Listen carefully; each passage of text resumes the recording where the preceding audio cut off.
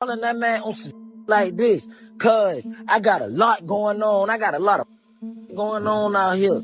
I know that cuz is in a lane where cuz got a lot of charity going on. Cuz just got a lot of positive going on. You feel me? Which my team was hitting up. I never once called nobody, no on planet Earth for no protection. At first it looked like there might be some real beef, but then Big U hopped on social media and said he never actually talked to Quando. Well, I never talked to Quando. You know, it ain't nothing but love with Quando. I'm only on positive vibes. So I'm gonna pull up on Cuz, or he can pull up on me. I'm in this town right now, so but I ain't got nothing but love for you. Quando's homie Lil Pab was killed in a broad daylight shooting that shocked the rap game. But new information came out that made the situation even crazier. Now people think Lil Durk could go down for Pab's murder, and today we're breaking the whole thing down. Back in August 2022, Quando Rondo, Lil Pab, and some of their crew flew out to Los Angeles. They pulled up to a gas station in one of the busiest areas of the city in a black Escalade, and nobody expected what happened next. While they were getting gas, another car pulled up. 3 shooters jumped out and walked straight toward them. Shots started going off, and the driver of Quando's car tried to pull away to escape. A few minutes later, they stopped in the middle of the street and flagged down a cop for help.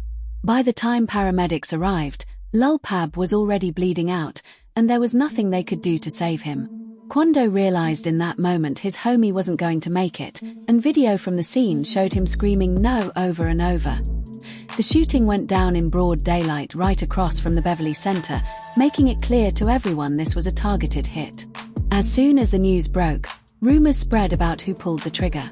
But before getting into the theories, we have to go back to Quando and Lil Pab's connections in Georgia. Some sources say Quando and Pab weren't just friends but actually blood cousins. Whether that's true or not, they grew up together in the streets of Savannah and treated each other like family. Both repped the Rolling 60s in Savannah and were affiliated with a crew called Only the Mob, also known as OTM. OTM had been one of the most active sets in the city for years. Their main rivals were 2 gangs called VBS and the 1100 Block Gang, both part of a bigger crew known as 2X. Before Quando and his homies were tied to the death of King Von, OTM was already at war with 2X, tearing Savannah apart. The beef goes back to at least 2016 when OTM allegedly killed a man named Javonte Reed. Craig Weston, allegedly connected to OTM, went down for the shooting, but the violence didn't stop. Months later, a man named Tristan Gray was shot and killed, and the US Marshals picked up the case because the situation was spiraling out of control. Even with the feds watching, the violence only got worse. At one point, 6 shootings went down in 10 days across the city. By 2017, things reached a breaking point. 3 OTM affiliates pulled up on members of the 1100 block, started shooting, and then tried to get away. In the chaos, they ran over an innocent man named Scott Waldrop and killed him. Their car ended up crashing, killing 2 OTM members on the spot. One of them was Lil Tim's homie Stuxy, while another member, Jerry Chambers, survived and was later sentenced to life in prison on 3 murder charges. It's not clear exactly how much work Quando, Pab, and Tim put in during the war, but Quando has dissed his whoops since he first started rapping. The 2X gang is known for rocking purple, and on his track *Purple Baby*, Quando dropped lines that made it sound like he was sending shots at them. Rumors also say Lil Tim was one of the top shooters in OTM and allegedly caught 4 bodies in the war. Quando seemed to back this up with lyrics on *Purple Baby*, where he bragged about his crew's reputation. Some sources also claim Lil Pab was applying heavy pressure on the whoops. On the track *ABG*, Quando rapped about sliding with Pab, making it clear Pab was in the field. But before he was killed in LA, Pab was facing a RICO case in Georgia.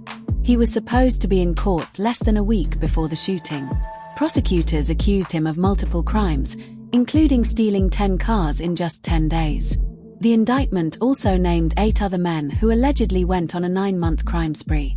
On top of that, Pab faced charges for fleeing police, burglary, theft, and even cruelty to children. With that kind of history, Quando and Pab definitely had enemies in Savannah. But in Los Angeles, they should have been safe. Both repped the Rolling 60s neighborhood Crips, one of the biggest Crip sets in the country, which started in LA and spread to other states. Instead of staying protected by linking with the LA Rolling 60s, rumors say Quando stirred up issues that may have led to Pab's death.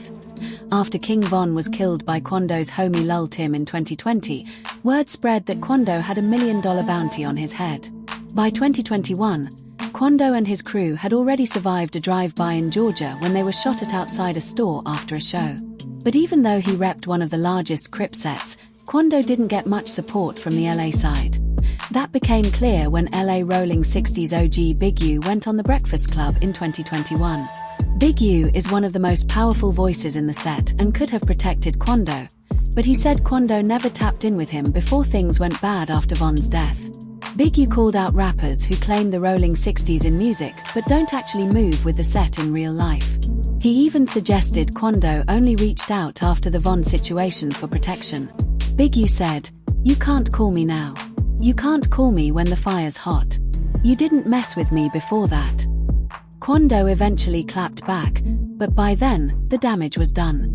"Here's a cleaned-up rewrite of your paragraph with smoother flow, keeping the raw street tone but fixing grammar and structure," Quando explained. "When I hit the big homie up, I wasn't calling that man on no protection *T. I was calling him because I had a lot going on. I got a lot of *ed up *T happening out here. And I know Cause is in a lane where he's doing a lot of charity, a lot of positive *T. You feel me? My team was hitting him up, but I never once called anybody, no **** on this planet, for no protection." At first, it seemed like there might be real tension. But then Big U went on social media and cleared the air, saying, "I never talked to Quando. You know it ain't nothing but love with Quando. I'm only on the positive vibes. So I'ma pull up on Cause, or he can pull up on me. I'm in his town right now." While keeping the ** street doc style narration inking up with Big U should have helped Quando and his homies stay safe in LA, but Big U doesn't speak for the entire Rolling 60s. He's got a lot of clout in the set, and plenty of people respect him, but Quando had issues with the younger generation of the LA 60s. Rumors say that's how the Whoops got the drop on him and Pab while they were on the West Coast. One of the loudest voices against him was Brick Baby, another rapper from the LA Rolling 60s who's been dissing Quando for years.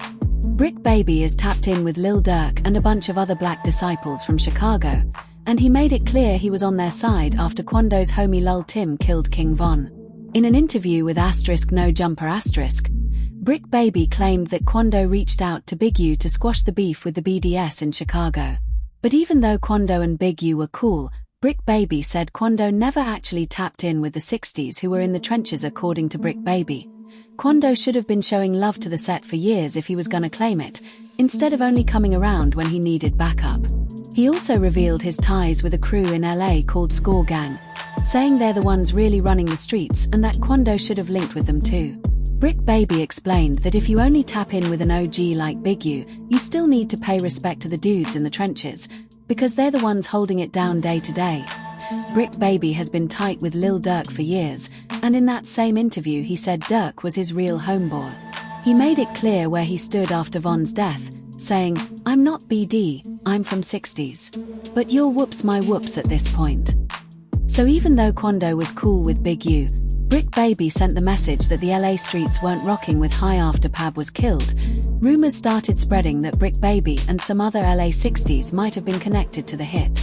A few days later, Big U went online saying he would never lay down his Crip flag when things got tough.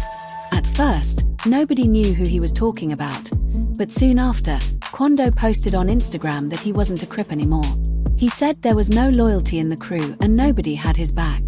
Then he added fuel to the fire with a statement that sparked even more rumors. You're left with the opposition. I don't give af who feel hit.